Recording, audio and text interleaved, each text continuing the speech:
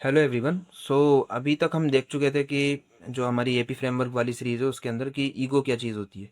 तो आज हम जो देखने जा रहे हैं वो है कि इनकम्प्लीटनेस या जिसको आचार्य जी वॉइड बोलते हैं वो क्या चीज़ होती है।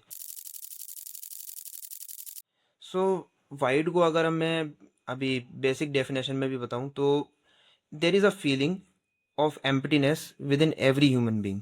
देर इज़ अ फीलिंग, एक रिक्तता की, एक खालीपन की, एक मतलब एक वैक्यूम टाइप फीलिंग रहती है हर इंसान के अंदर कि जिसको वो चाहता है कि वो किसी ना किसी तरीके से भर दे, है ना।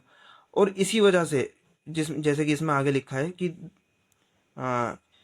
From this single condition all desire, all fear, all attachment, all conflict and all suffering follow.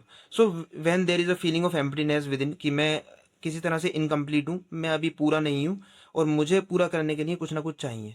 So ego जो क्या करता है कि ईगो बाहर की साइड भागता है, तो जितने भी हमारे ऑब्जेक्ट्स हैं, है ना, उनकी तरफ भागता है कि क्या पता मुझे ये पर्टिकुलर ऑब्जेक्ट फुलफिल कर दे, ए ऑब्जेक्ट फुलफिल कर दे, बी ऑब्जेक्ट फुलफिल कर दे, सी ऑब्जेक्ट फुलफिल कर दे। तो अलग अलग लोगों के वो लिए वो ऑब्जेक्ट्स अलग अलग होते हैं, वो उनकी चॉइस पे डिपेंड करता है और उनकी कंडीशनिंग पे, जिस तरह से वो बड़े हुए हैं उस वक्त उनके ऊपर क्या एनवायरनमेंट रहा उस पर डिपेंड करता है। But one thing is common among all human beings, that there is a feeling of emptiness और वॉइड विद इन। और उस ही को फुलफिल करने के लिए वो अलग अलग चीज़ों के पीछे भागते हैं। अलग अलग चीज़ों में बहुत सारे एग्जाम्पल्स हो सकते हैं। फॉर एग्जाम्पल, कोई किसी नौकरी के पीछे भाग सकता है, कोई किसी को अपनी शादी की ही बहुत ज़्यादा चिंता पड़ी है, या कोई एकेडमिक एक्सीलेंस के पीछे भाग सकता है ना। किसी कोई पर्टिकुलर नौकरी में भी है तो उसके ऊपर भी एक अच्छा ओहदा चाहिए। कोई लेट से मोबाइल में गेम्स बहुत ज़्यादा खेलता है तो उसमें उसे एक्सेल करना है, या कोई सोशल मीडिया इन्फ्लुएंसर है या कुछ भी है तो उसमें उसको ज़्यादा लाइक्स चाहिए।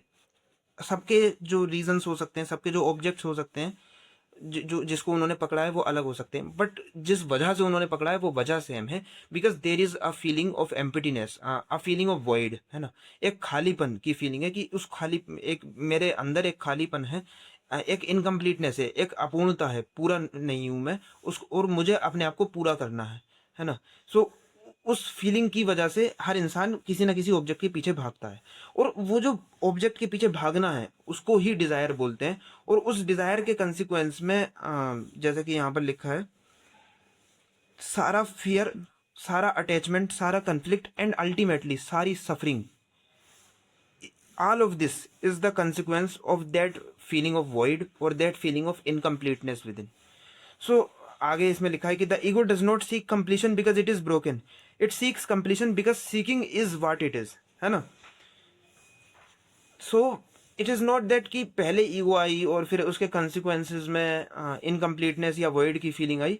It is that the incompleteness is inherent in the very definition of ego it self. It is the very definition of ego it self. The ego by its very definition is incomplete, right. So the ego does not become incomplete through damage or trauma, it is incompleteness, right. So that was for today. Thanks.